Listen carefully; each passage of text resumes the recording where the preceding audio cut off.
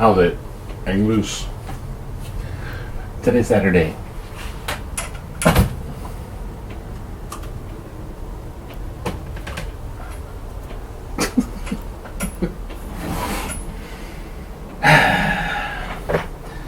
Yes, I hope you watched. Stayed up real late watching video and editing the asteroid, which is going to go past Australia.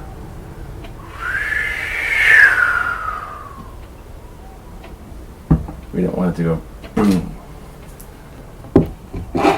So,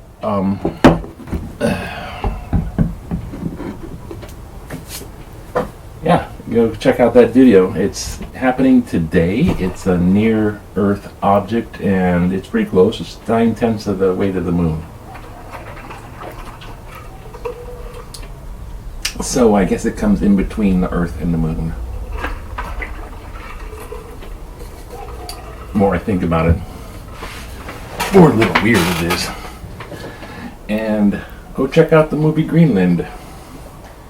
Not promising anything, I'm just saying it's a movie about an asteroid, that sort of stuff. Now look at this. I hope we can see this.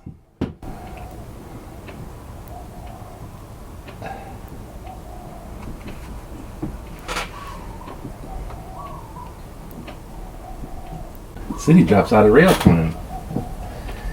And if that don't work, I don't know what I'm going to do. Maybe I'll screenshot that thing. Okay, so today's newspaper is obviously not Pepah newspaper. And let's get right to it. And our today's date is September 26th.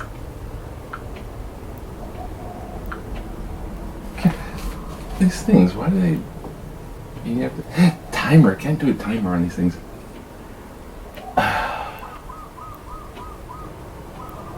Okay, here it is.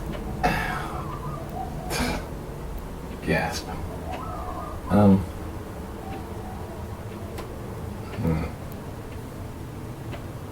It's supposed to work if you do that. Okay. September 26th. The city's rail project was thrown into further disarray Friday when Mayor Kirk Caldwell announced that he notified the Federal Transit Administration of the city's decision to withdraw from its, quote, participation in the procurement, unquote, of a public-private partnership for the final leg of the $9.2 billion rail project. It only goes from the west coast, almost, maybe hopefully to Chinatown. So what does this mean? A decision to withdraw from its participation in a procurement of a public-private partnership. I think, excuse me. I think what's going on here is he wants to keep it all public.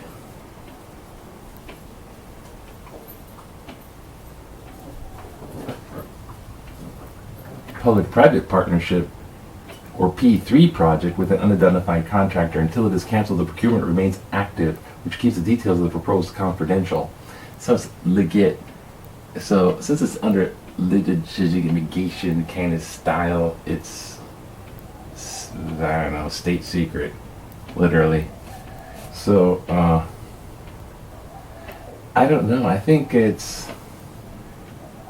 See, they're trying to fund the thing because it's so dang expensive. But if they fund the thing, then the Federal Transit Association don't get money from them. I don't know.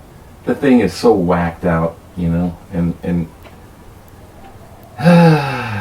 they've been trying to do that for so long. What the heck? Oh, what the heck went on here? What the heck? Okay, I pushed the wrong one. There's so many little links on this thing. You click the wrong one and you're emailing one of the pundits.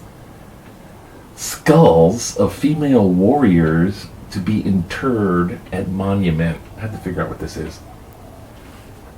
the skulls of 12 female warriors killed in the famed 1795 Battle of Nuuanu. You know what that is? Oh, I was kind of wondering. Okay, if you're over here, there's a Pali, right?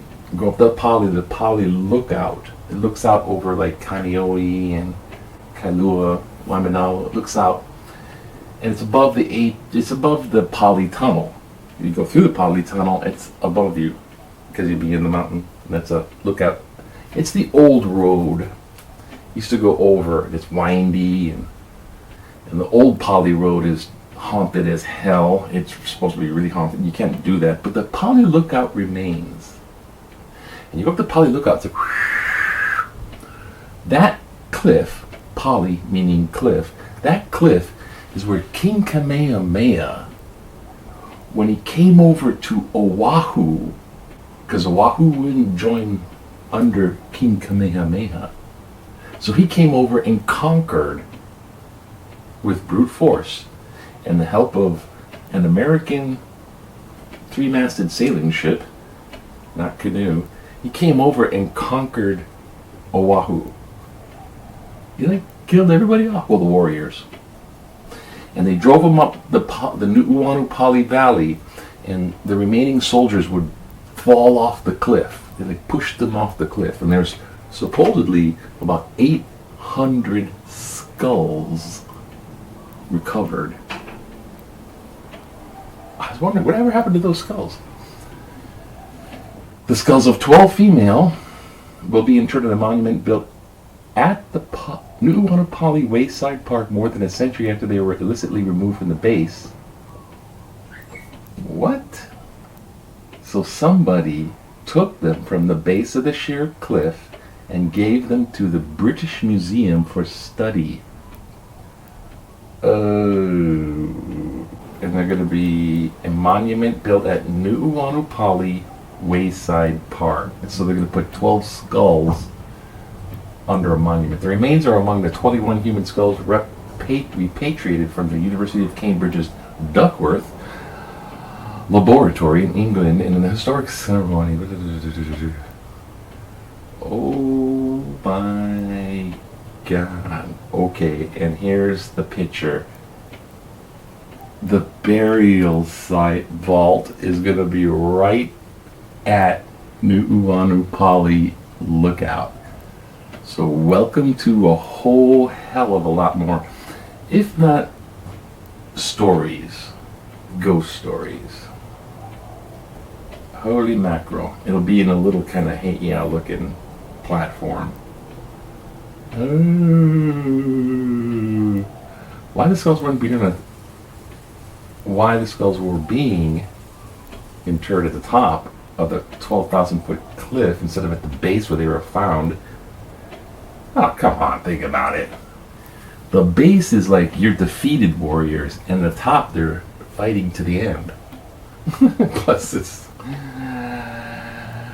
Oh gosh, I don't know. And what was their response? Their response, a long time advocate of Evie Kapuna ancestral bones and such matters replied, it was mainly for, quote, healing, unquote, and, quote, to recognize these were warriors, these were people of honor and status who gave their lives for what they believed in. Nah. So, not quite as dramatic as my explanation, but the fierce clash between the Kalani'Kapule, the ruler of Oahu, 1795, and the overwhelming forces of Hawaii, the chief Kamehameha, was a pivotal event in Hawaiian history. Successful invasion allowed Kamehameha to unite the islands of Oahu, Molokai, Lanai, Maui, Hawaii, under his rule. So, King Kamehameha is great because he united all the islands, but he did it by brute force. So, it's such a good thing that he united us. Like being united under force, right? He explained the color of colonialism in the globe. In the case of Nuuanu Valley, skulls belonged to the females were deformed in a manner to suggest they had been subject to traditional practice of, among them, the rotten heads of infants in kapa terra cloth to flatten the front and back of the skull. So they were kind of like those deformy skulls. Oh gosh, this is interesting. Well, ain't that interesting? We've got the toppling of the Confederate mile. Oh, God, they're going to talk about that now. A single skull believed to be from Pali areas repatriated in 2018 from a family in Pennsylvania who will be interred at the proposed monument. So they're adding another skull in there. For the first time in this university's 800-year history, it had returned remains based on a request from indigenous peoples. This is the first time they did it in 800 years. Thank you, Cambridge.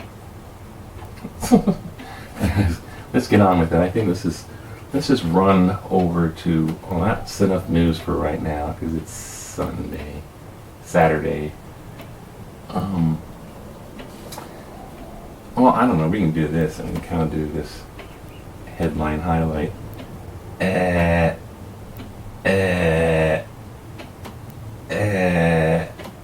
That's the big story. That's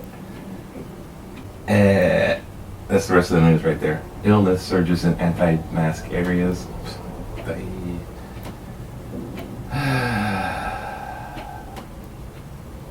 Here we go. Letters to the editor.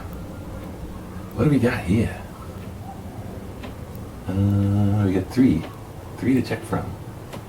It's post placards. Okay. Oh, get on with it. Okay. Post placards to show businesses that are safe. Oh yeah, I forgot about this. Ready?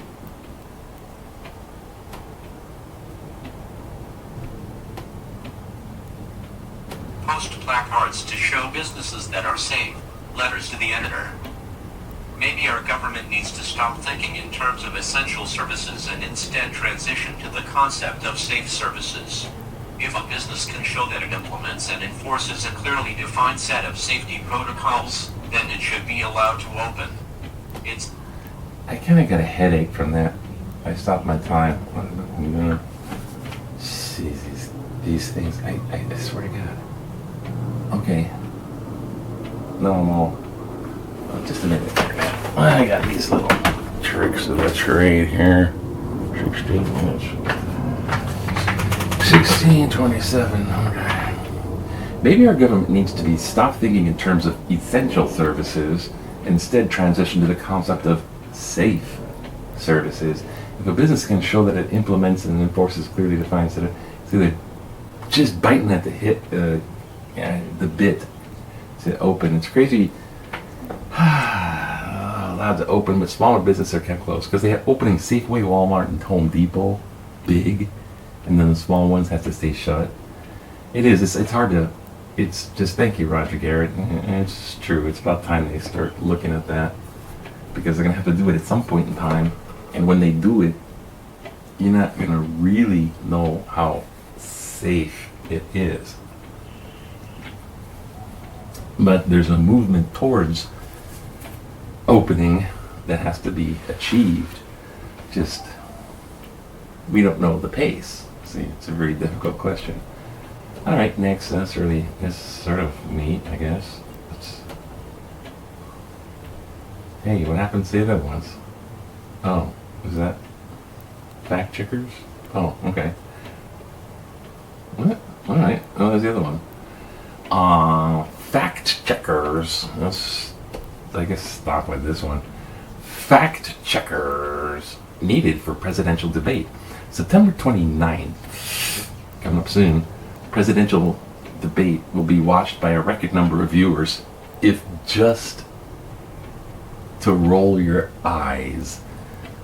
It would be much more meaningful and beneficial if certain guidelines would be put in place, because President Donald Pinocchio Trump has told 2,000 plus lies in the past 3.5 years. There should be a panel of fact checkers with red light every time a lie or untrue statement is made by Trump or Joe Biden. It's just, red light is beep, beep, beep, beep. That's kind of funny. This would be a huge benefit to the casual political audience who are not advised MSNBC, Fox, or CEN viewers. The moderator must be firm on controlling the rules of the debate and the time limited for each candidate. Trump historically refuses to answer questions he dislikes. It was nice. Was it nice? Voters need to really assess our next president's platform nationally and internationally and how he will best accomplish this with empathy, respect, and trustworthiness. Well, I think he just do it with 3 words. He just ruled out one of them. Oh, let's do one more quickly. State officials get away with not doing their jobs. I can hardly believe my eyes. Reading your story, blah, blah, blah, takes his job at blah, blah, blah. Murakami, the former director of the State Department of Labor and Industrial Relations, who quit his job during the biggest labor crisis in Hawaii history. Everyone just quits. They get all that money, and when it gets rough, they quit, and then they take the pension, because if they get fired, I think, or they get terminated, they don't get their pension. So I think that's why they're doing it. It's now the Department of Business, Economic Development, and Tourism, so just switched the department, whose director, Mike McCarthy, refuses to testify before the legislature because certain senators have been mean to him. Children. And Senate committee just says bullying harassment. During the biggest business crisis in Hawaii's history, incredible. Who the heck is leading this canoe? 14 on the left, 14 on the right. I would love to see either of these men in a private job where showing up and doing their job is expected. Valerie Keenog, thing. Hawaii business plans. 14 on the left, 14 on the right. Paddling song. Late to take her home. Way, Noka best. Anyways, aloha. Hang loose, as always. See you next time. Aloha.